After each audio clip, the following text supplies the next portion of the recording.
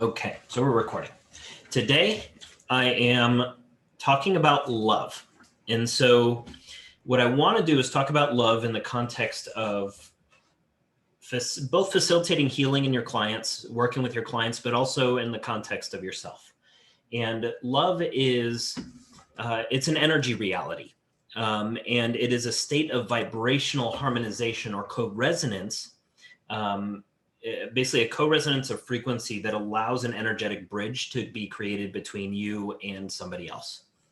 And without that genuine love, no bridge can be built and no frequency can actually flow between you and somebody else. So if you are a healer and you're healing because you want validation for healing or fixing something in somebody or helping them move better or whatever it is, then that can create a mismatch between you and the person that you're working with. And so as I go through this, you'll be able to see different layers of where those mismatches might be showing up in you so that you can change how you interact with your clients in a little bit more of an effective way, and just people in your relationships and that sort of thing. So there's a couple of different kinds of love. We have soft love, we have tough love, and we need to understand soft love and tough love in the context of self-love versus martyrdom.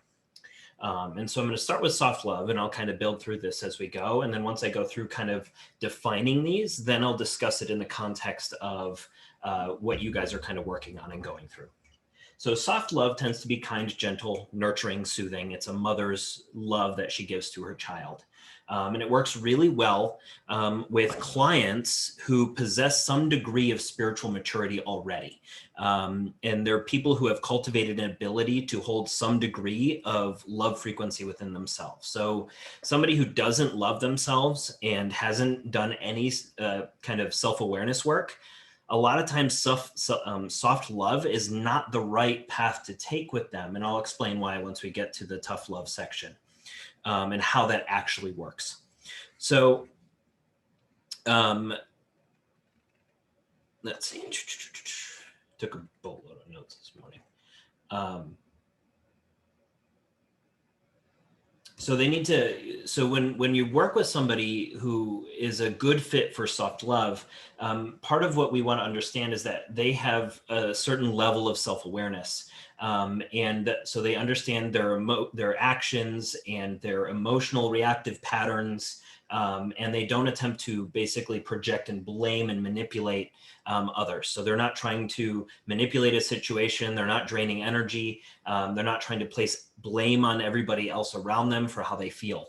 And so those kinds of people who have some degree of self-awareness really just need somebody to hold space for them to express what they're going through. And the way that you can create that safe space for them to express that is by showing up in that soft love, by being compassionate and nurturing. What that is one of the attitudes of mastery. So that's engaged detachment, which I've talked about before, which is basically being calm and soft-spoken, you not reacting and taking on their burdens for them. So if you have a client who, like, for example, Eric, who has a client who herself is taking on the pain of her aunt, or the imagined pain of her aunt, and you then are taking on your client's pain for taking on the imagined pain of her aunt, trying to solve that for her. And so we need to understand, how do we operate within that situation to be able to communicate with those clients more specifically. So I'll touch on that in a little bit. When we operate on soft love, it's built on kindness and respect. And it's a desire at the most fundamental level to see the person thrive. It requires that you yourself, as the healer, as the facilitator, have done some degree of healing work. You've healed your childhood programs, you've healed your emotional imprints, so that your karmic reactive patterns are not being projected onto your client and forming judgments. It's not approval seeking. So a lot of times what happens is somebody is frantic and they really want tender love because they want to not hold themselves accountable for what they're experiencing. And so you seeking approval will will offer tender love when that may not be the best solution, because you just don't want the blowback of what happens when you actually offer, when you hold boundaries in a certain way. So it is always, always, always built on the fact that personal value and divinity in that person is an implied state of being, regardless of what they're going through. So now we can look at that in the context of tough love. So tough love is when a client has a great deal of emotional trauma and emotional healing still to do. So they have to develop still a lot of emotional maturity that they haven't yet developed. And a lot of times this comes through them in a display of arrogance. They tend to be demanding, needing you to behave a certain way so that they can have permission to show up in the way that they want.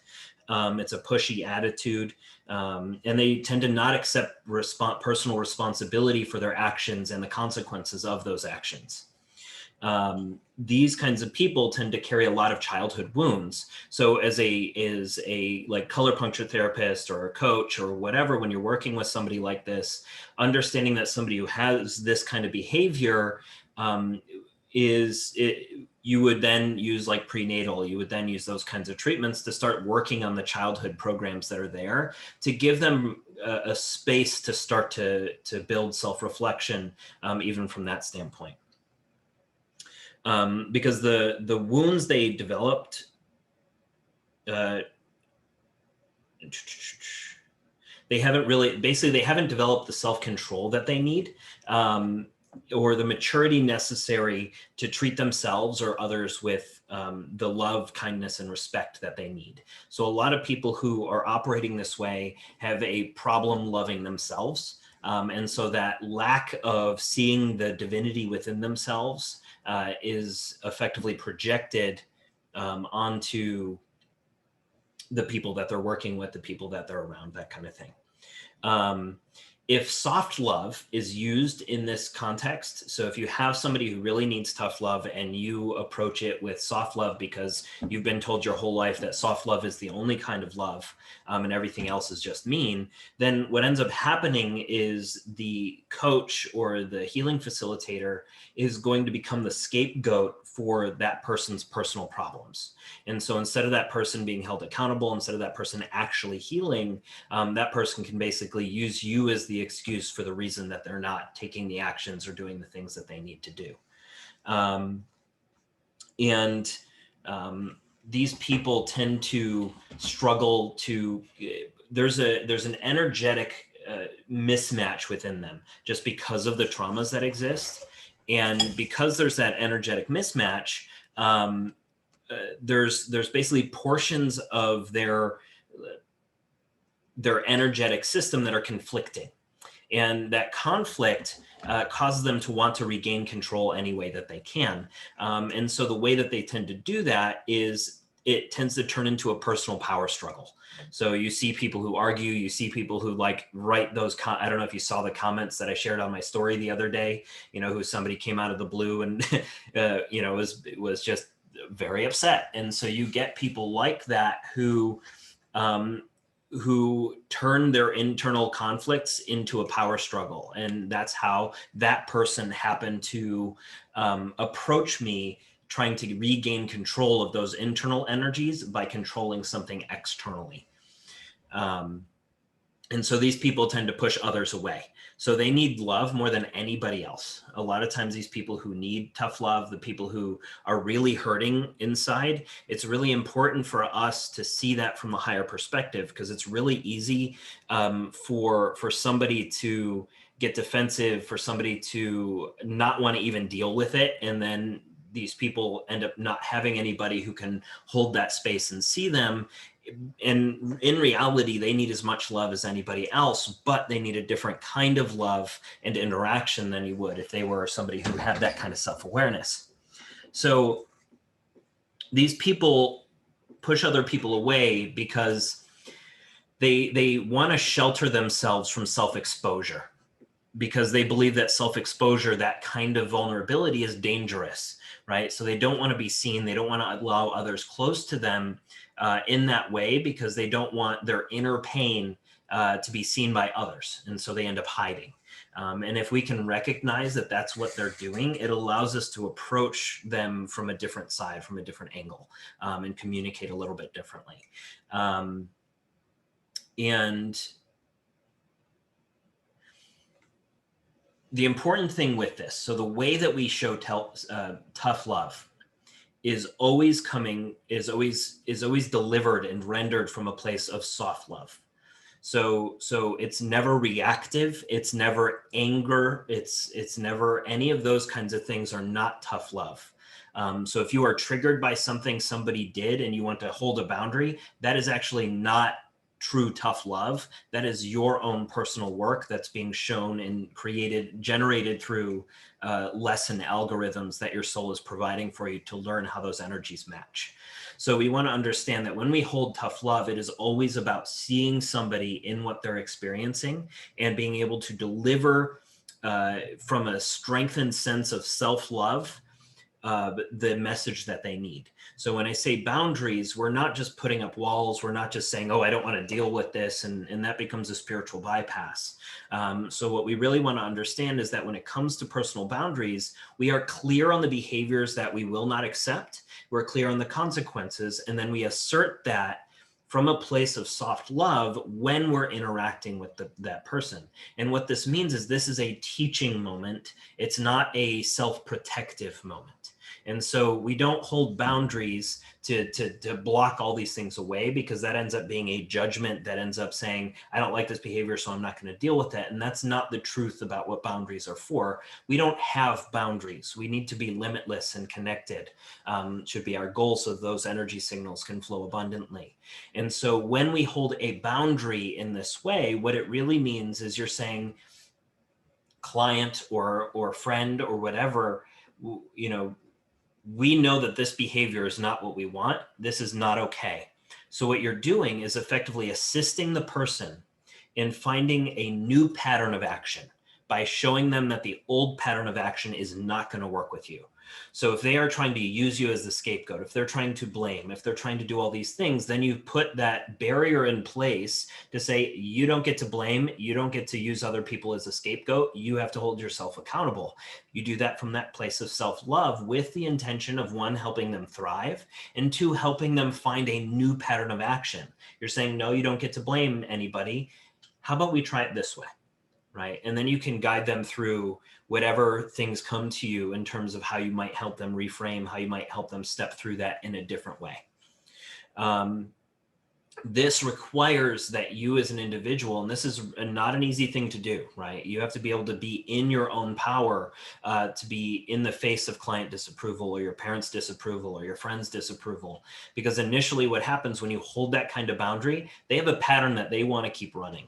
There's a reason that they're running it, and most of these patterns are always subconscious. So when you put up that barrier and say you need to redirect and try a different pattern, they're not going to want to do that, and they're going to still try to blame and project that onto you initially. And so it is up to you to still stand in your personal power. So when that situation comes up, you still understand that these people deserve love, that these people are still have divinity within them, and they are just in their learning algorithms and things that they need to grow from. So that when you interact, you are always interacting from your personal power. You're not reacting to them and having to defend, because none of that really matters. And you can see that kind of how I responded to that guy who messaged me the other day, that it doesn't matter what somebody says to me. And that's an important place to be, because if I'm always reacting to what somebody says, or I need to get a certain kind of validation, that's not empowering to me. So the next step is understanding what the difference is between self-love and martyrdom. So self-love is an understanding of your divinity within yourself. You can only transmit love to others in direct proportion to your ability to hold the love frequency within yourself. So if you don't love yourself, you're not actually loving anybody else. You're operating as a martyr, and you'll see how that shows up and when I get to that. So what happens is when somebody lacks self-love, you don't recognize your value as a divine being, is what that basically means. And you seek validation of your existence through external sources. such as like achievement or status or other people's approval. And you'll project these sentiments onto your clients and your relationships. And then what happens is if the client or the relationship doesn't meet those projected standards, of the validation that you're asking for, your personal, hold on. So if the client doesn't basically meet those standards that of validation to determine your personal worth. So if you're setting this standard of I need to be this successful, or I need to have this kind of achievement, or I need this kind of validation to know that I'm important, well, this is actually a lack of self-love, and that will eventually turn into judgment on your client, because you're thinking they should think of me this way, or they should see me this way, or this should be happening, and that's not happening. So you start judging them without actually learning the way that that is supposed to flow through you organically. So judgment and love cannot flow at the same time. You cannot have self-love and allow that circuit and bridge to be created with somebody while you're also judging their behavior, while you're also wanting their behavior to be different, while you're also seeing those kinds of things. So love is a constant, and we really have to realize that. Love is a constant. We are always seeing the connection and the divinity in somebody else, regardless of their behaviors. And what that means is we also have to see that judgments fluctuate based on a lot of other factors. And the more you can start to recognize those subtle differences, the easier it's going to be to recognize within you when you're operating in a co-resonance versus a non-resonance when you're interacting with somebody. From there, what we can do is we can effectively assess conditions, actions, attitudes, those kinds of things about how somebody behaves, and separate that from the person. Because it's really important to assess whether the actions and attitudes are effective at achieving the result that the person wants to achieve. But we don't want to add a value judgment onto the person who does those actions. We want to understand that all humans, or all beings, demons, humans, angels, whatever, they all present unalienable worth and value. The only way we can interact with that is if we love and honor and respect ourselves, really, but our dreams, our feelings, and that will allow us then to love the people we're here to serve.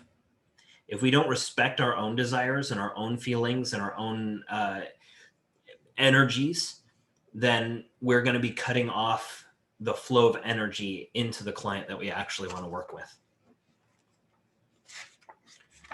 So martyrdom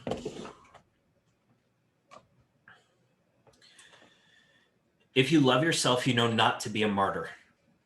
Or and beyond that, you know you do not need to be a martyr or operate on self-sacrifice in order to be of service. So we can be of service and we can help people without sacrificing ourselves. When we operate on self-sacrifice, when we operate on martyrdom, it implies that we lack worth and we must earn our being, right? We do that when we operate in martyrdom. We earn our ability to be alive by relinquishing that which feels the most valuable to us at the time.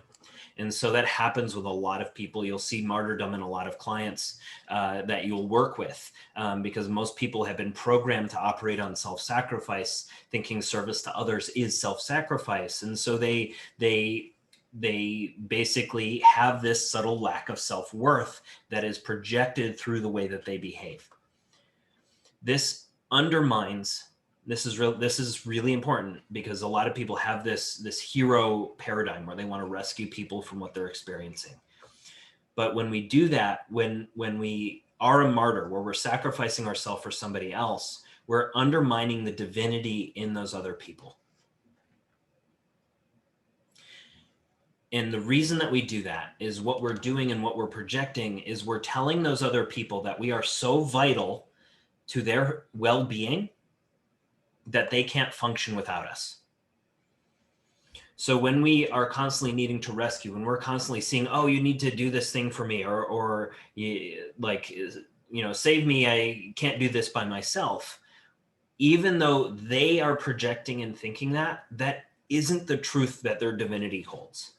And if we can kind of see that from the higher perspective and understand the learning algorithms and the lessons that their soul's here to learn, then it can allow them to step into their own power, to connect with their own divinity and actually heal and create the scenarios that they actually want to create for themselves.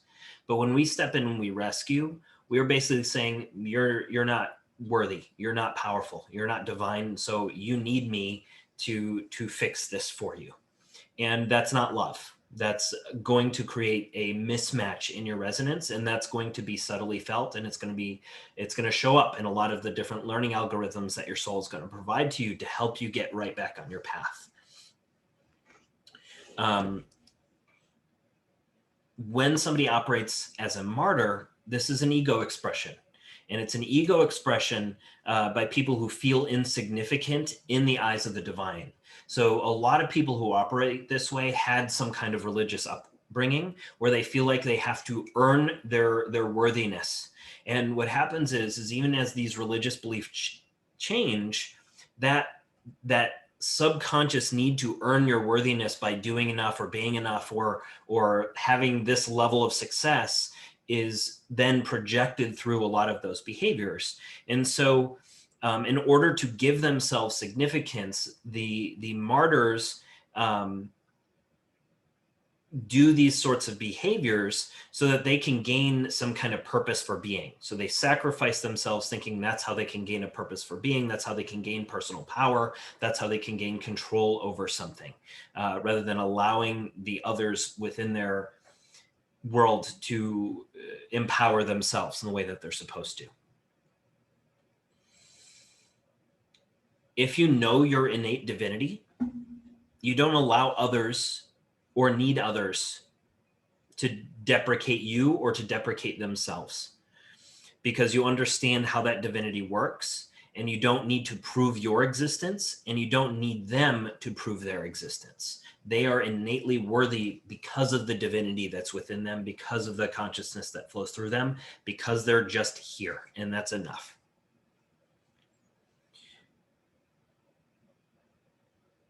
When we operate as a martyr, that does not facilitate healing. Even though we feel like we're doing something that's good, that's earning us brownie points, what it ends up doing is it just reinforces your personal unworthiness. So if you have that unworthiness to begin with,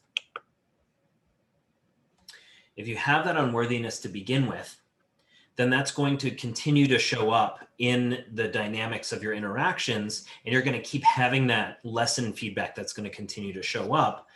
Oops, let me mute. Yeah, so you're going to continue to have those sorts of interactions that show up every time. And so natural law is balanced through the giving and receiving of those energies. And so when we understand those types of energy exchanges, we end up then building to that next level of mutually valuing the other person and them valuing your energy exchange, and that being on the same plane without you saying, I'm more important than you, or I have this kind of thing. And I mentioned this on my stories earlier today, is that when we have information to deliver, you're not paying the coach for their information. You're not paying the coach for the energy that they provide. You're paying the coach for the time that they spent cultivating the skills and the knowledge and the tool set that they have taken that energy and put together in a specific system.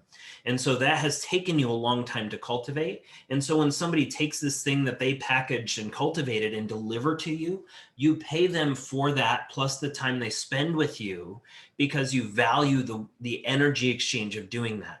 You could, if you wanted to, learn mobility and learn all the stuff that I teach on your own. And it would take you many years to do that, but you could then do that on your own without having to pay for it. And so when you work with a coach, you're not paying the coach for their time alone. You're not paying the coach for the information, or even really the transformation at the end of the day. You're paying them for this package. And then you can then take that package and accelerate yourself by using that package. So when you work with your clients and you understand that layer, you can price your stuff better, honoring the fact that, oh, wait, the only reason I'm doing what I'm doing now is because I had 10 years prepping me to do what I'm doing now, right? Or 3 years or 6 months or whatever it is that you've done to get you set up to be able to deliver what you're delivering.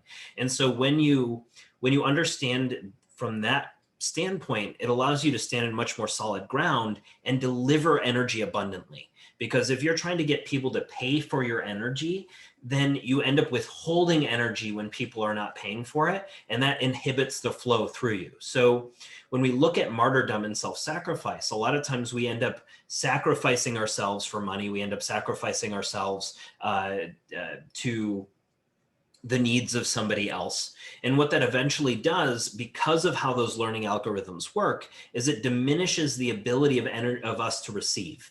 So the more we sacrifice ourselves, the more that starts to happen, the more challenging it is for us to actually receive energy in return. And that shows up in our relationships, that shows up in our ability to make money. And then we keep spinning at that same level. And so we have to understand and hold ourselves accountable and see that clearly, so that when we are interacting with people, we can actually see where we are subtle, like, because these are subtle things, yeah, there's ways where you can have a macro self-sacrifice and that kind of stuff, but when we get to the level that you guys are working on, we're working on nuance. And so we really want to understand those little subtle details of where you sacrifice, where you're not loving yourself by behaving in a certain way or doing things the same way you've always done them because, okay, that's the pattern. And then, interacting with your relationships, for example, it's really easy to start looping in the old patterns because it's a lot scarier to shift patterns that involve two people than it is to shift patterns in yourself by yourself. And so when we look at that and we hold ourselves accountable to the fact that there are relationship dynamics, there are outdated agreements, there are things that are existing here that probably are not as empowering as they could be, then you can start to kind of step outside of yourself. Like I said a second ago, you separate the actions from the person. You separate the desires from the person. You separate the traumas from the person. And so you can then look at these actions, you can look at these programs, you can look at these behaviors and assess their effectiveness in achieving the dynamic that you want to achieve. So whether that's you working with your clients, whether that's you working with your partners, all of these different things can come to the surface when you can separate those two elements and say, you know what, there's a bigger dynamic that I want to play with. And there's a grander experience that I want to have. And I see where it is, but we need to work together on this to let go of some things that inhibit us, the old outdated behaviors, old outdated stories that we tell ourselves that are pointing us to unintegrated trauma and programs that we need to really hold ourselves accountable to. If we keep showing up at, if we keep having the same illness show up, if we keep having the same pain show up, if we keep having the same relationship dynamic show up, it's because you are not holding yourself accountable to the energies that are flowing through you to create that learning algorithm in your life. And so we have to then step another layer up and look at it from a higher perspective and say, okay, this keeps showing up. Why does this keep showing up? What in my own energy output? What is my desire as it's matched with this outcome? And how can I start to hold myself accountable and love myself enough that I can start to step outside of it and look at it from a different perspective and say, you know what is it that I could do now and follow a different path in terms of personal empowerment that would allow me to make shifts in this underlying program? And that's not easy, right? A lot of this stuff, when I talk about it, it's very high level stuff and it's very nuanced. And when it gets very high level and nuanced, it's not easy, it's simple. And we want to really have some self-respect around that, because if we keep trying to operate on the idea that this is an easy thing to do, then we end up getting upset with ourselves when it's not flowing as easily as it seems to be. And so we have to stop expecting something to be easy, even if it's simple, and even if it seems like it should be easy. 99% of the time, if it's not easy, accept the fact that it's not easy, because it's not meant to be. If the things that we step through were easy, we'd either not do them, or we wouldn't grow in the way that our soul is trying to push us through to accrete these frequencies. So the things that are set up in our space as obstacles for us, and the weird contrasts that show up for us, are specific to our blueprint to allow us to embody the frequencies that we're here to embody. And so if we had it easy, we would never embody the frequencies that we came here to embody, and we would never have the lessons that we would need to then pass on to the past versions of ourselves that we can actually help. And so it's really important to honor that. It's important to see that in your relationship dynamics and not be upset when those relationships keep coming up. Especially right now with the coming up on November 8th, we have the trumpet pulse is hitting its peak. And then we're going to have the 5th trumpet pulse that starts on November 8th. And so that pulse is peaking. At the same time, we have the chevron that is coming in and training the current pulse. And so we have a lot of different energies that are fluctuating right now and kind of fighting at this level of intensity, because the reason that it's called a trumpet is because of just the shape of the waveform. So as that waveform expands, you have the chevron that is over the top of it expanding to entrain that frequency. So you have this very high frequency reversal that's coming through the grids, and you have a very high frequency healing current that's also coming through the grids from the chevron. And so those are conflicting right now as that gets entrained. Now, once November hits, that chevron is going to continue to grow. And so we're going to have even more heart healing leading up until May. And so we're going to see a lot of these love dynamics continue to evolve. A lot of these relationship dynamics continue to evolve. And we're going to step into that 5th chevron, which will start to inhibit, bring the Jehovian seal of the throat chakra into 1/3 activation. So we're going to have some dilemmas in being able to show up fully and speak our truth. And we're going to basically build up and feel really, really, really good up until November. And then we're going to have a hiccup that's probably going to happen in November.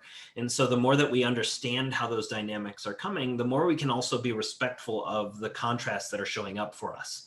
Because if we keep getting upset, I can't think of anything to post, or I can't think of, I don't want to get in front of the camera right now, or I'm having these relationship things that are coming up, that why are these coming up? I thought I dealt with this years ago.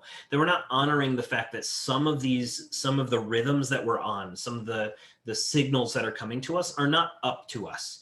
We are always at all times getting miasmic imprint and karmic imprint from our past and future selves. So all of our current incarnations of identity are growing. They're taking steps, they're accreting frequency, they're making mistakes, they're learning lessons, and those lessons are simultaneously collecting, and we clear, and they collect, and we clear, and we step through them, and we're constantly healing how all those things happen.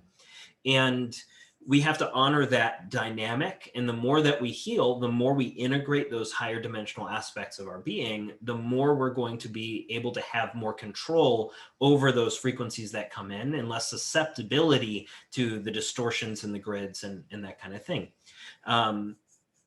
And so looking at some of the things that we've been going, like what you guys have been sharing this week in the group, a lot of this stuff I imagine hit close to home for you guys when we look at, what's coming up for certain clients, what's coming up in our relationship dynamics.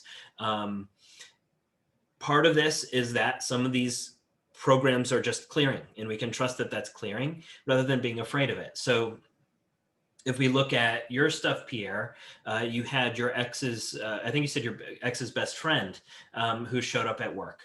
And so I don't know what your relationship with your ex's best friend was, but obviously when you see your ex's best friend, there is a memory associated with your ex that is tied to their circle somewhere.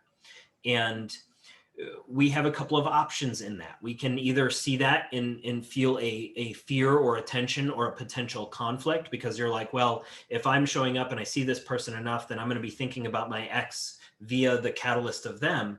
Well, if you're thinking about your ex, give yourself permission to think about your ex. Like, the last thing you need to do is tell yourself not to be thinking what you're thinking and not to have the thoughts and the feelings and things that are coming up. Because if you do that, all you're doing is encouraging that to keep flowing and or to keep repeating itself and cycling. So if you can recognize when those things come up, you're like, okay, well, I don't have any control of this. It's just the idea that's coming up to me and I'm seeing this. And so now how can I interact with this from a higher perspective?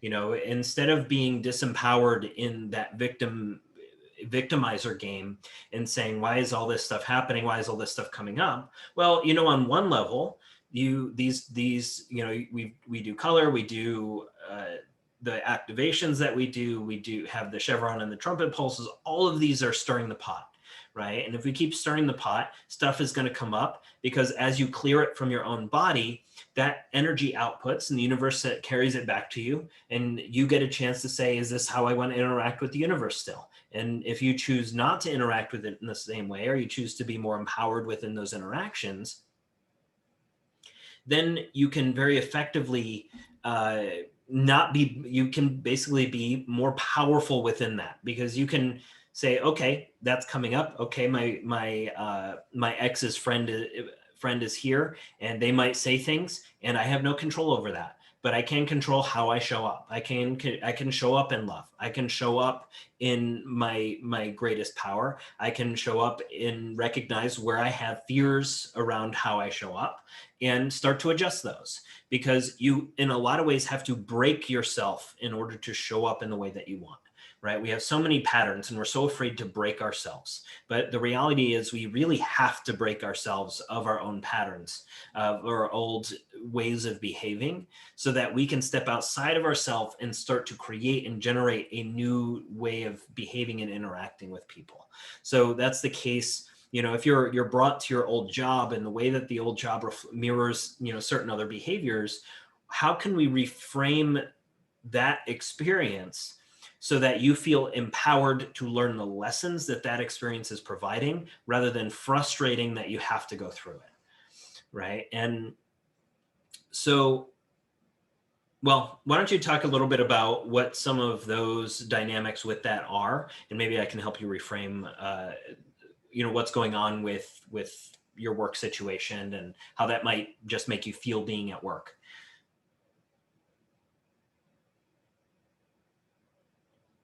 If you'd like, I think you're Okay. muted. You hear me, guys? Yeah. Yeah. Okay. So so it's been 3 weeks that I decided to go with the physio again. It was 10 months that I was not practicing the physio, so I decided to go and interact with patients and with the physio stuff. Expecting that I will have I can show up better and I can show up differently, which is very difficult for me for the first 2 weeks, because I had maybe 12 patients every afternoon. So I was like very, very tired, and I was like full of listening to people, right? And so I spent another week over there. So it's been the third week, and the third week was very powerful for me.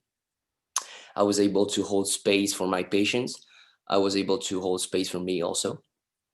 And the interaction with my patient was very powerful for me and for them, right? But what is challenging for me is basically my skin issues, right? And also my dreams, right? What I dream about my exes and stuff. And it's like within the 3 weeks, I've been experiencing all the feelings that I felt like 4 years ago when I studied physiotherapy and stuff, like physical pain, skin issues, performance anxiety, like, and yeah, I was like, okay, I'm here, and I'm about to experiencing all the old stuff, and I have basically no energy to put in the new stuff. And consciously, I want to pour energy in the new stuff, but I'm drained about the old stuff, you know. So I imagine a lot of people relate to a lot of that, especially when old stuff comes up. It takes up a lot of mental real estate, and emotional real estate. And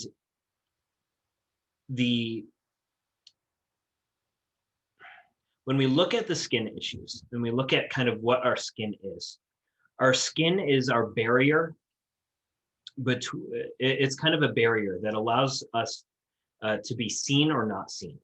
And so if there's something coming up in us, like performance anxiety, or thinking of our ex, or having certain old just thoughts and patterns that showed up when you showed up to um, the physio office, the thing we want to understand is when we have low back pain, when we have hip pain, when all these things are starting to show up, they're showing us where we're out of alignment with our soul program, which is at the very simplest is the understanding of our divinity and the way that that manifests through our learning experience. And so when we are experiencing performance anxiety, that's our intuition telling us there's an energy that's present or not present that we need to acknowledge, right? And so when we can acknowledge that within ourselves and we can start to see ourselves, it allows others to then start to see us. But if we're not seeing ourselves and we're not saying, you know what, I am having this performance anxiety, I am having these thoughts come through my head, and I don't have control of what thoughts show up, I just have control of how I react and respond to the things that show up to me. And am I responding in my integrity? I'm doing a great job responding for my clients. I'm doing a great job at holding space for these contexts. But am I really holding space for myself in the place that my soul is actually asking me to hold space for, which could be the intimacy issues that might be coming up. It could be the performance anxiety. It could be the subtle little fears that are coming up for you, which are very much heart healing programs that we're having to navigate right now. And they're not easy ones. These are very subtle and nuanced programs that are showing up for a lot of people. And first giving ourselves permission to be going through that, because a lot of times if we're coaching people and we're trying to help people through their thing, we don't feel like we're allowed to be also going through our own stuff and navigating our own things. And being able to give ourselves permission to be human is really, really important, because everybody has that. Everybody has those sorts of intimacy issues that can come up. As an opportunity to communicate with yourself first, and then be able to figure out a way to actually then interact with the people that you're interacting with in a more powerful way. And so when we have eczema, if we have rashes, if we have any kinds of skin inflammation that's coming up, it's because your skin is literally trying to push everyone away because you don't want to be seen. And so how can you allow yourself, or how can you create a safe space for yourself in your relationships and in these places, so that you can allow yourself to be seen in what you think is unworthy, in what you think is ugly, in what you think is a low performance state, right? If you're having pain and you're a physio, you're like, how can I be a valid physio if I'm in pain? If you're having performance anxiety, how can I be a good lover if I'm having performance anxiety and my function isn't where I want it to be, right? And we have to understand how those things overlap with those kinds of dynamics, and give ourselves permission to be learning these lessons, because they're going to show up in really subtle ways. And so if you can recognize those little threads and start to say, okay, I'm pushing something out right now, whether I'm detoxing or I'm afraid of being seen in a certain way, and my soul's asking me to be seen, because then that makes sense that I would have these sorts of physiological responses to the energetic atmosphere that I'm embodying.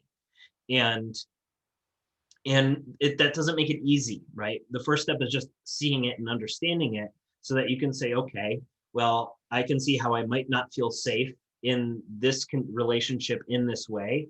Maybe it's partially because of just old programs and stories. Maybe it's partially because you need to speak something that you haven't spoken. And it might be simple. It might be that you need to speak it out loud to yourself to just admit it and tell yourself, okay, that's what's happening. It might be that you just have to have a conversation and your partner will be like, I wish you told me that a million years ago. I've been thinking I was the one who was doing it all wrong, right? And so it's really important to have those conversations, because 99% of the time, like soon as you just speak it and you allow that energy to flow, suddenly all this stuff can flow and things can start to heal. And so it's really important to do that at every single step of the game, and being able to communicate those things. And it's not so much about communicating your needs or asking for something for them to behave a certain way. It's always about, you seeing yourself and expressing what you see in yourself, and then allowing them to see you in that expression, then have the conversation that ties those things together, right? A lot of times what happens when we want communication or we want these kinds of things, we communicate because we want them to do it, right? We want them to do this instead of us actually seeing ourselves and seeing our own behaviors and seeing our own dynamics, representing them authentically and honestly, and then letting the other person see us in that. And allowing that to actually build a lot more of that love bridge that we want to build, because that's where it's going to come from. It's that kind of place where you cultivate safety in yourself, that you're going to say, I need to share this because this is what's coming up for me. I don't need you to behave a certain way. I don't need you to do anything. I just need to share it so that I can see myself. And if you can see me in that, then that will only help us grow closer. This is, just letting them know that it's like, I'm not needing you to rescue me from this. I'm not needing you to do anything. But I think if you're aware of it, it might allow us to relate better. And the same way that we're in the physio office, like when we are judging ourselves for who we are, when we show up this way, when we have pain, when we have this stuff, and we're saying, oh, well, I'm supposed to know how to fix this. Why can't I fix it in myself if I'm able to fix it in everybody else? It's because you're thinking that. It's because that program shows up that the pain exists. So it's not so much about washing that away and not knowing the solution. It's about trusting yourself. It's about showing up at you're so, if you're upset about not being able to do the new stuff while you do the old stuff, you're missing the mark. It's not about what you do. It's about who you are while you're doing what you're doing now. And so when you're at the physio office, you can absolutely be embodied in the person that you want to be in the new stuff you want to do. If you're wanting to coach and help people heal trauma and you want to show up in that loving atmosphere, how can you show like soft love and tough love and see people in what they're going through from that higher perspective and help them navigate through it as a physio, and allow that to bridge the gap between the old stuff and the new stuff, not because it's what you're doing, but because of the energy that you show up in. Does that help? Does that give you some ideas? Yes. Thanks. What comes first in my mind is taking my own physical space, because right now I'm with my roommate, right? And my roommate becomes my partner, right? Mm-hmm. I want to take also my physical space right now, and that's the first thing that comes through my mind. Yeah, and you just got to ask. You got to speak up. It might not be that that's even ultimately what you need. It might be that you need to say it so that you realize that's not what you needed, right? And you can't know that until you take those actions and you step forward in that way, so that you just get more clarity. It's another one of those choices that you can make to get more information. When you get more information, you can go to the next step. It's never like the answer is never pushing people away. It's never like putting up this wall somewhere thinking, oh, I need to isolate in this way, or I need to be separate because of XYZ. It's always about, I think I need this, so I'm going to say this because I think I need this. And then we're going to see if I actually needed it. And then if it wasn't it, then that'll bring more information. And then I can then adjust course a little bit better. But you need to actually step through that a little bit to realize, oh, wait, that wasn't what I needed. It was because I had this built up energy thinking that's what I needed. And then I could release that energy, and you're like, oh, wait, I feel way better now just because I released it. And that alone is really healing. Thanks a lot, Ryan. What else? I know, Eric, you had posted some dream stuff. I know Dave has had some good wins the last couple of days. If you have anything you want to share or ask about, Kelsey, too, you've had some really good stuff coming up. So what other questions do you guys have? Or I can talk about the victories, attitudes, and responsibilities through the next one or two of those, if you would like, because they kind of tie into what we talked about today. You're right. I'm not sure if the dream I shared with you last week would benefit this group or not, but feel free to share it if you think it would. So it's funny, I had that same dream last night. Almost. I was by myself, but which was a really it was, I think it's a dream a lot of people will relate to, because we probably all had very similar dreams. And you may have even had dreams like that right now. A lot of these, so as these frequencies come through, they trickle down from the higher dimensions, and then our higher aspects experience them before the lower aspects, and they're kind of dripped down through the different dimensional layers. So when we start having these dreams, these are messages that are showing us ways that we can start to evolve in our waking life. And a lot of times they're very subtle, but they're always very symbolic, because the astral plane where dreams exist is kind of where the archetypical mind exists. And the archetypical mind deals in symbols or archetypes. So when we have these kinds of dreams, so the dream that my dad had and that I effectively had the other day was, he is driving in his car. In this particular case, he pulled out of the driveway and his brakes weren't working. And because he pulled out backwards, he couldn't slow down, and the car was basically running out of control. Now, he was able to maneuver the vehicle as needed. He didn't get any accidents. He didn't hit anybody, but there was a lot of stuff and obstacles in the way that he was having to weave around, and there was a lot of panic involved. The dream that I had was I was driving down a windy road and was driving very fast. There wasn't any cars on the road, because it had the impression that I was way ahead of the rest of the traffic. But then at the very end, I was recognizing that I couldn't slow down. And then suddenly a car basically came out of nowhere and cut me off, where I had to slam my brakes on. My brakes weren't working, but the car stopped itself without hitting anything. And our car represents our body in a lot of ways. And if we're moving in our car, it a lot of times represents the trajectory that our body, that we are on, right? If we are, and one of the lessons in these kinds of dreams is that we are not the ones who are in control of the pacing of our life.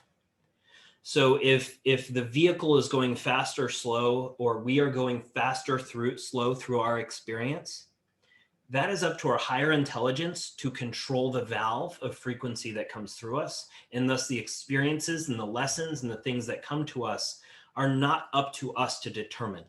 And so when we are trying to control the vehicle and we are trying to fight what is organically outside of our control, then that feels like we are out of control.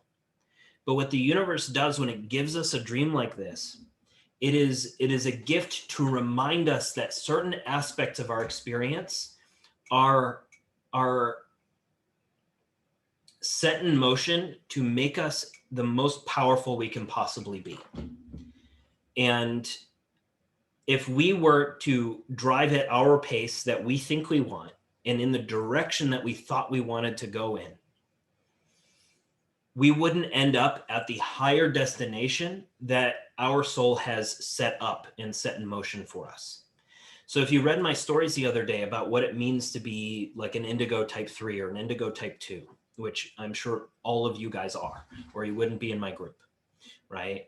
So when you look at what that means is you have a very important contract that was established at the avatar or rishi level, whereas most angelic humans who are incarnate on this planet, their contract is established at the soul level. And so this is 2 or 3 harmonic universe dimensional levels above the contracts that most people come in on. So for us, if we were to control our vehicle in the way that society programmed us to control, we would not fall into alignment with the larger path that our soul has set us on. And so we have certain struggles. We have certain things that don't make sense. That why am I so far behind in this way? Or why am I in this, like, way advanced over here, but way behind in this kind of circumstance? And so we are set up on that path because, like, for example, if I had not crashed and burned in my audio business a number of years ago, and I had made millions of dollars and could basically be on vacation, I would not have necessarily had the necessary contrasts and lessons that would have led me through color puncture, that would have led me through the plant medicine ceremonies, that would have led me through the relationship conflicts that I had, that allowed me to learn the lessons that I needed to learn to be able to do what I'm doing now. And so in hindsight, I can see the higher intelligence in the way that rhythm was structured. But when I'm experiencing it, it doesn't always align with the low level personality awareness that we experience. So when we have these kinds of dreams, they're just our higher intelligence reminding us, there's something coming for you. We know where you're going. We know the pathway that you're taking and where you're supposed to be in the divine right order and at the divine right time to be able to show up as the light that you need to show up to bring people across that river that you came here to do, right? If you guys are here to be coaches or here to be guides or here to resonate with this information to share it in some way, if you had gone a different route, you wouldn't have received the catalyst that you needed to receive at those times to be able to learn these things at the right time and be able to show up for that work that you came here to do at that point. And even though that's not always fun in the moment to have that experience, to be frustrated about, okay, I keep trying to make all this money doing this thing, but it's just not working. We can always reframe that and recognize, okay, well, my soul is telling me to do something different. I may not know what it is yet, but I can see that I keep trying to do this and I keep puttering around at the same level. So if I'm puttering around at the same level, there's either some kind of energetic blockage that you're out of alignment, or you're trying to force a flow of energy into a space that your soul is saying, I'm going to turn this valve down because that valve is not the organic valve that you need to be on to be doing the mission that you came here to do, and you're too fucking important. Right? You're too important to be able to quit. You're too important to be able to go this other route. It might not be fun for you.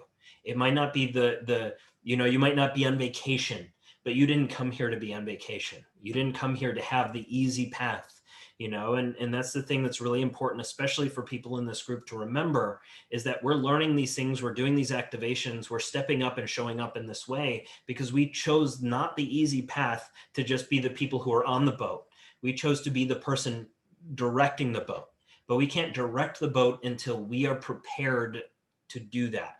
And our soul is going to guide us through the necessary lessons, the necessary experiences, the necessary catalysts, and steer our vehicle and pace our vehicle in the way that we are taken care of, in the way that we're safe, in the way that gets us in alignment with where we need to be, so that we can actually learn those lessons, so that we can actually be the brightest light that we can show up as for the people who need to see us illuminated.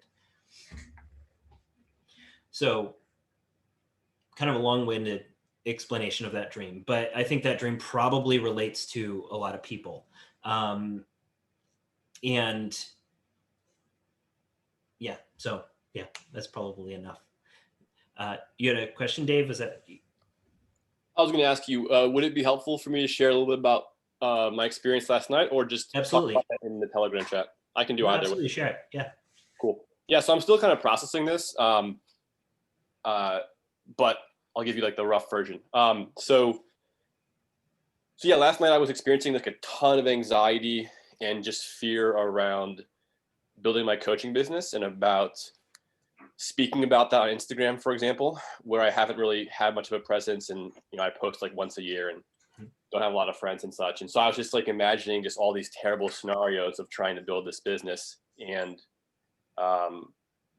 I have some other friends that are building their coaching businesses and doing awesome. And so I just had these like visions of like me being the failure and just not being able to like figure this shit out. So I was just feeling really anxious and just a lot of fear. And so I was just sitting in it. Like I really wanted to just like sit in it and feel it. And so I was kind of sitting in my room and just feeling it and just kind of creating space in like my own way and just kind of like visualizing these fears like sitting in front of me and almost just like talking with them. And I realized as I was like talking to these fears, I realized that like I wasn't actually afraid of showing up on Instagram and having people reject me. I was most afraid of not being able to grow through this experience, like always being stuck in these patterns that I've been in that are very uncomfortable. Not being able to work through fear, not being able to work through anxiety. And I was like, well, why do I care about that? And I realized the reason I care about not being able to work through these things is because I see them as blockers that are preventing me from manifesting this future that I want, from building this business or whatever. Like the kind of the way it felt in my mind was when I have these really aggressive anxieties and fears, I can't be creative. I can't put out the energy I want. The universe mirrors this back to me. And I'm stuck in this loop of just feeling like shit, experiencing shit, and feeling like more shit. And then through that, so let me see, what was my train of thought? So, oh yeah, so then I was like, all right, well, like, why do I care about building this business? And the ultimate reason is that I want to prove that I have value, like prove that I have worth to those around me, to myself. And this is something that I've known for years. Like I've talked with my talk therapist, who I'm no longer seeing, but who I was seeing for years. And I told him, I was like, I don't feel like I have worth or value outside of accomplishment. But accomplishment historically for me has been like a very hard thing for me to get. And I've had like kind of accomplishment in certain ways and such, but not at the level that I wanted. And so for some reason last night, you know, I thought about this for years, but for some reason last night, as I was sitting in this like anxiety and just kind of like writing down what I was feeling, I had this like experience of being valuable just as a person, like just by virtue of existing, feeling like I have worthiness and I am, you know, have value as a human. And that was not an experience, like a bodily experience that I'd ever had before. Like intellectually, I could maybe say like, yeah, I'm valuable, whatever, but like I'd never felt it. And so it was like a really strong experience, lasted for a couple hours. I like took a video of myself and just talked through the whole thing so I could remember it in the future. But I think the really cool thing was that it kind of showed me how all the learning I've been doing, all the like personal development I've been doing, you know, all the career transitions I've had over the years, all this like growth stuff that I was doing was fueled by fear, because I was always trying to grow so I could have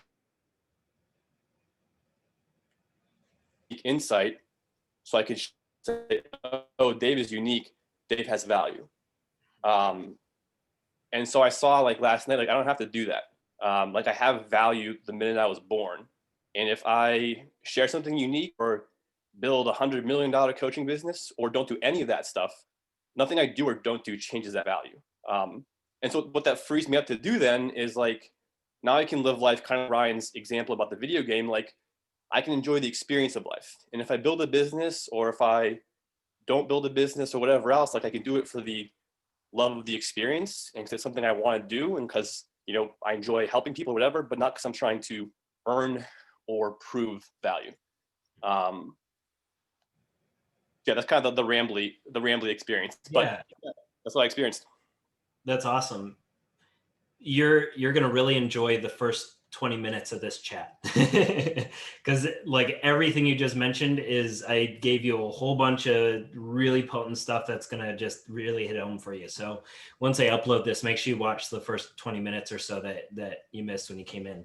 Awesome. It's going to really be good for you for sure. Because I literally spoke just exactly to that. is just, where does that worthiness come from, and how do we interact with people from that state of worthiness? And it's when, we're told our whole lives that we need to earn our worthiness, and that it's not a birthright, that we need to effectively be a martyr to to something in order to earn our ability to be alive, or value enough to be alive. And as we integrate and heal, and we deprogram all of those society-born beliefs, we can show up much more powerfully in all of our interactions, because we're not doing it to prove anything. We're doing it because we embody it. We do it because we show up. And as we show up, the universe matches us with opportunities to show up brighter and brighter. And when we start to recognize our innate worthiness and our innate divinity, we will then see that in everybody else. And it changes how we can interact. It changes what we do. It changes how we speak. It changes everything at that fundamental level, both in terms of how we speak to others, but also how we speak to ourselves. And as we start to recognize that, we really become so much more powerful in creating the life that we actually want to experience, rather than the life we think we're supposed to experience. And that's, that's an awesome testimonial, Dave. I love that. That's kind of where it's where you're headed. My goal here is to show you, not to get you to build this big business and to give you all these formulas and how to do it, because that's there, and that's awesome if that resonates with people. But really, it's to show people their own personal power, so that you can then take that personal power in whatever direction that you want to step into. And through doing that, and through showing up, that's how you impact people. That's how you serve people. Not by being a martyr or self-sacrifice or working on something that doesn't feel organic, but really understanding the balance that some things don't feel good to work on, but it is loving for me to work on them. And some things don't feel good to work on because I'm not supposed to work on them. And we start to gain discernment that there's always that we learn through extremes, right? Everything we experience in life is designed to push us into certain extremes so that we can find where the gray area is. And I've used this analogy before, but if something is pitch black with no light whatsoever, you don't see anything. If something is all bright, all light, all the time, you can't see anything, you go blind. And so our work is to bounce off of those extremes and then find our way to the middle ground. It's not to always be sovereign in this way. It's not always do this in this way. It's not always to have happiness in life or always have this kind of thing. It's to understand that life works in rhythms, and we want to effectively move those rhythms into a frequency bandwidth that is organic, that allows us to see contrast, but allows us to be agile and enjoyable, and creates the life dynamic that we want to have, whether that life dynamic is coaching, or that life dynamic is having a group of local clients that you want to interact with, but really understanding what it is that you want, not what you think you're supposed to have or supposed to do, or how you think you want to interact, or how you've always interacted, right? But by trying other things that might be out of your comfort zone, and pushing yourself to not to grow for the sake of growth, but how can you first endeavor to create the largest impact? How can you be great, right? How can you really be a powerful individual for one person? Everybody's so lost on engagement and getting growth metrics. And they're like, oh, well, I have very few followers and very few things on Instagram. And you get so lost on the gap here. But the truth is, the people who buy from me don't engage with me. The people who buy from me don't like my posts. They don't do any of that shit. They are the ghosts, and they resonate with my stuff, and I connect with them later. And the more we can recognize that it's not about engagement, it's not about any of that, it's about understanding your community dynamics. It's understanding you have separate people to engage with. Some of them are your friends, and some of them are your potential clients, and some of them are your followers who are gonna just sing your praises when the time comes. Like, they're not gonna buy from you, but they're gonna share the shit out of your stuff. And some of them are just, so all of them have different purposes. And how can you create content? How can you engage with them in a way that is abundant? Meaning you're not withholding because this person's not my client, right? You're understanding, okay, well, they may not buy from me, but they share my stuff all the time, right? And has a value. And can I honor the fact that everybody is going to have these certain dynamics that I can speak to, that I can engage with, that I can help level up, and then continue to be more abundant in that, so that, as you guys keep building whatever you're building, I can point clients to what you guys are doing and say, you know what, I know that I can solve this problem, but they have a solution already made for that. And I want you guys to succeed at that. And so I can funnel people to all of these different things, so that I realize the more that I do that, what happens is more people want to work with me.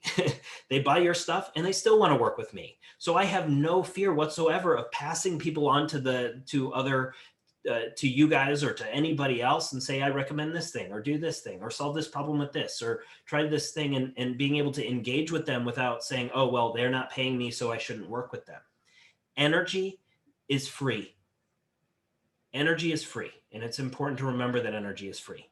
And nobody should ever have to pay for energy, right? I can have an abundance of energy. And the more energy that I give, guess what I get more of? So the more energy that I give, the more I'm going to have. And the more I can translate that to other people, the more I'm going to be supported in that. And the more that you guys get to grow as a result, so that we all get to level up. And that's how you co-create, right? That's how you live in what is true abundance. Abundance is not just having a lot. It's not just having a ton of money. It's not just having all the things that you want. It's not just convincing yourself that I can do this right now. All that stuff is bullshit. It's an understanding of the innate divinity within you and the principal universal laws of energy that flow through you. And in what ways are you withholding? In what ways are you sharing abundantly? In what ways are you not even asking or being willing to receive? Right? So you have to understand all of those different dynamics as they show up in love, as they show up in your business, as they show up in all these different places, so that you can be as powerful as you possibly can. So you're not interacting with somebody and withholding and being like, well, I'm supposed to do this. And then you'll feel that inorganic nature of withholding in that way, because you're just withholding from yourself is all you're really doing.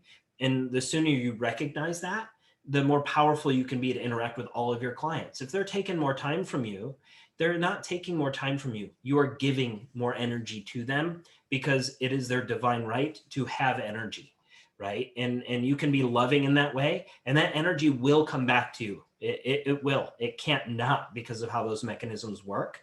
And we a lot of times have to step out of our own way initially to trust that that's how that works, and just give and give and give, not because we're operating on self-sacrifice, but because we really feel the energy and want to give it from a genuine place of loving all of these people and connecting and wanting to build bridges, those frequency bridges that I mentioned between all of these different people, and building that co-resonance so that you can just keep growing that in a way that isn't just for the sake of growth, but is for the sake of impacting people in the strongest way that you can, touching people and connecting with them, not to make yourself higher, but actually raising people up to be at your table, right? Because that's what I said the other day. It's not about, I don't want people to keep putting me on a pedestal and looking up. It's about, how can I get people at my table, whether they're have done a lot of this work, or they're people who are just starting this work, or they're demons, right? I want them to be able to sit at my table, because they are all welcome at the table, because that's how consciousness works. Everything is consciousness. Whether they are misguided and they're out of alignment, or they're perfectly in alignment, does not mean they're not consciousness or are. And so the more we can see that, and the more we can see that divinity within them and all of the paths they can possibly take, the more powerful we can be in interacting and sharing our stuff, and also knowing what to share, because we're not trying to be strategic. We're not trying to race. We're not in a rush to get things done. We're not trying to make a ton of money for the sake of making money. We're trying to be impactful, and that our higher intelligence can flow through us to create the strongest impact. All right. What other comments do you guys have? Anybody else have any other stories or questions? I had a couple thoughts. Yeah, I thought the indigo stuff was really cool, and what I've really liked reading that like over and over again at night. And I'm like, oh, I hope I have challenging role and a powerful role. That sounds like a lot of fun. And then with what Dave was talking about like, for one, looking at how other people are successful. I thought about that on Thursday night after I shared all some cool instances that I've had. It's like, those have just been like isolated instances. So you guys might get the impression that everything is going like badass for me, but I've had plenty of like slow times and sluggish times where I've struggled and been able to do, much on like my online front. So I've been like successful in some areas, but don't think that like I don't have, like struggles like that. And then if I see someone else like Scott doing really well online, which he is, then I can share my struggles with him, and he might have a better idea of how I can come out of my like slowness with that. So instead of like thinking of it like competitively, as damn, I should be doing as well as this person, it's like, no, we can use their experience and knowledge to help each other work through these things and grow. So those are some thoughts I have. And then I'd be a little bit more interested in hearing your thoughts about my dream. I could share what I like, some thoughts I had around it. I don't remember it off I glanced through it right before I hopped on here, so I need to reread it again. So go ahead and share it. Yeah, or actually the whole experience of last night.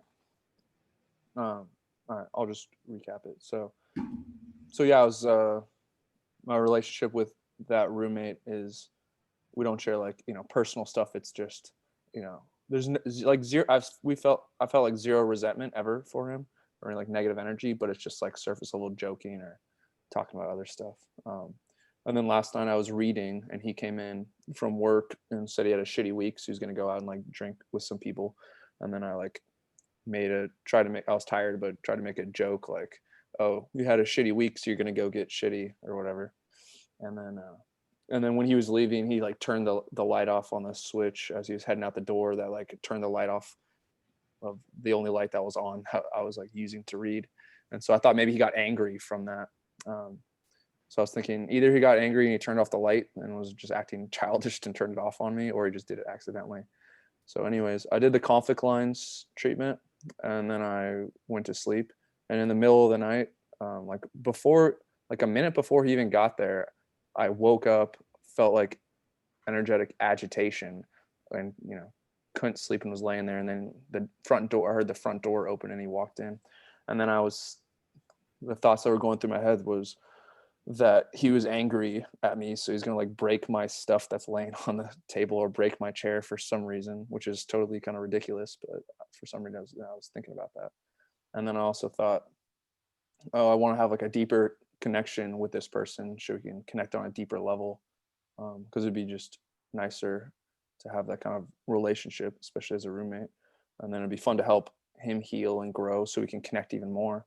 And so I should go out there and talk to him and ask him about his shitty week, instead of just making a joke, like trying to make a joke about it. And then I was saying that I felt agitation, like my feet and even like my big toes, like it was telling me I should go out there and like talk to him, but I didn't want to have like an uncomfortable conversation in the middle of the night, and I wanted to go to sleep. So I just waited until it like subsided and then went to sleep. And that was kind of the story. And so some things I thought about were that, if I did share that I want to have like a deeper relationship, I wouldn't be, and you kind of mentioned it today, I wouldn't be like needing him to show up in that way. It's just like presenting the information that I think if we want to have like a stronger relationship, then we should share some stuff, or be more open, or ask questions of each other. But yeah, that's some of the stuff I thought about. Yeah, So a couple of things there. So alcohol, and then my dream. You remember the dream? The dream I had after that, it was just basically me looking at like the top front of my head, and my hair was thinning, and I was like, why is my hair thinning? I should have done more to like prevent it from thinning, like doing. Do you associate hair thinning with anything in particular? Is that a fear you have?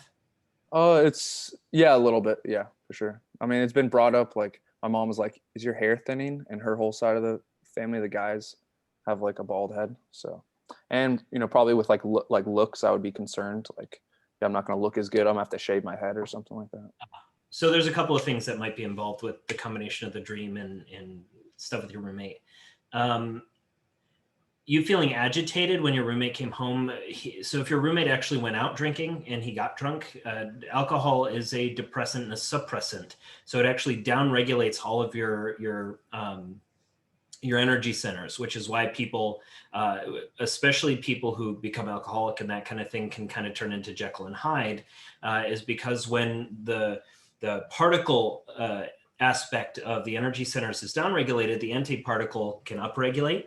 And if somebody is like an indigo 3, for example, that can allow their Nephilim aspect to become more prevalent. And when that happens, that can bring out that younger, more immature aspect of that person's identity. And that a lot of times can open the door for, growth of their miasm. All that kind of stuff can start to happen as a result of alcohol. It's part of why they have made alcohol legal, is to create that dynamic that allows basically a frequency host for fatally and other negative ET type beings, or demonic type beings. And a lot of times when somebody goes out and does that, that shifts a little bit. And because you've been doing the healing work, you feel agitation around them because there's a huge mismatch in resonance. And so it's, it just becomes really, really agitating. That's not a signal to go out and talk to them. It's more or less a signal to avoid their energy for a while until that calms down. That's probably more accurate about why. Yeah, because I was like almost like on alert. Yeah. So a lot of times when that shows up and it's agitating in that way, it's not because you're supposed to go do that with them. It's because, especially like with your big toe being hurt, the big toe associates with the bardo, which, is what path are you on? And so if you were feeling obligated to get up and start that conversation because you felt guilty for making a joke instead of deepening it before he left, then that's saying, you already made that decision. You're learning that lesson. You don't need to sacrifice yourself in the middle of the night to help him after he's already been out drinking, after he's already been doing something you're not even interested in engaging with anyway, right? So it was really just kind of saying, honor yourself here. It's time to go to bed. Because you can always fix that. You can still talk to him today about why his week was so bad. You could still always bring that up when you're not agitated, when it's organic. You shouldn't have to force yourself to do that. You had that opportunity to see, oh, wait, I made a joke when I really should have deepened something. Next time, I'm going to try proactively to take a deeper step instead of just joking and keeping it surface level.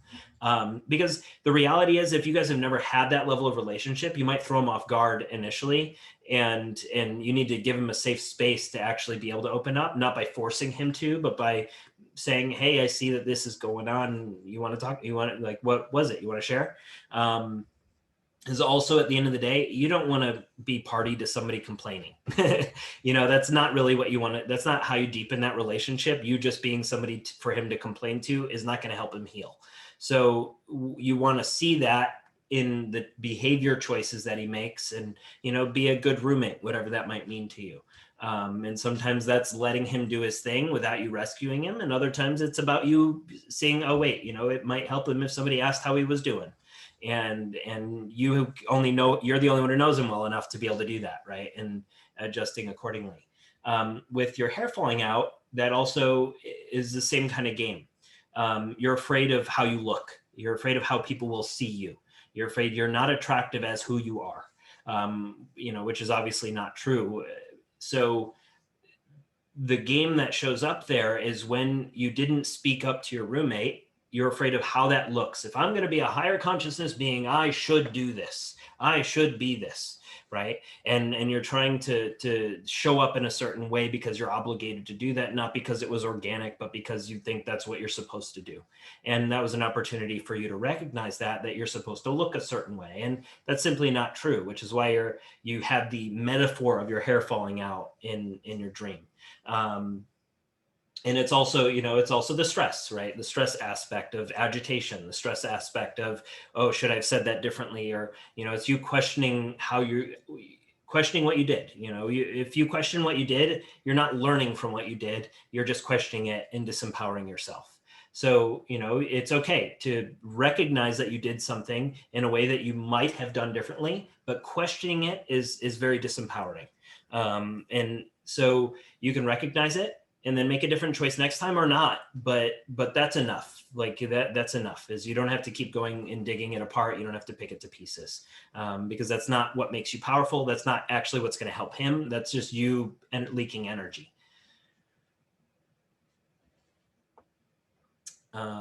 Cool. What else? Anybody else have any other comments? Or that's probably good for today. I think we did a pretty good session. I'll try and get this uploaded today. Dave, you're definitely going to want to watch the beginning of this one. I think it'll really hit close to home for you. I think it's probably good for everybody to watch, just because it's kind of a good benchmark for us to set for our interactions and all that kind of stuff. So. All right, guys, I think I keep having all these other things I keep wanting to teach and share, and other stuff keeps coming up. So it'll happen organically when it's time to teach some of these other things that I think you guys are going to also like. We'll probably do some more activations in the coming weeks, because I've got some pretty cool. I learned I basically learned how those things work, and got some downloads on all the different layers of those mechanisms. So. So I can build my own types of different things. So I think that'll be pretty cool to teach you guys how that works, and how those structures fit together. And we'll kind of see where that evolves to. So, all right, guys, I will talk to you over the course of the week. Keep posting like you are on Telegram. It's awesome. It's really fun to read your conversations and stuff. It just really is awesome to see everybody showing up that way, and supporting each other, and like just really awesome. So. All right, guys.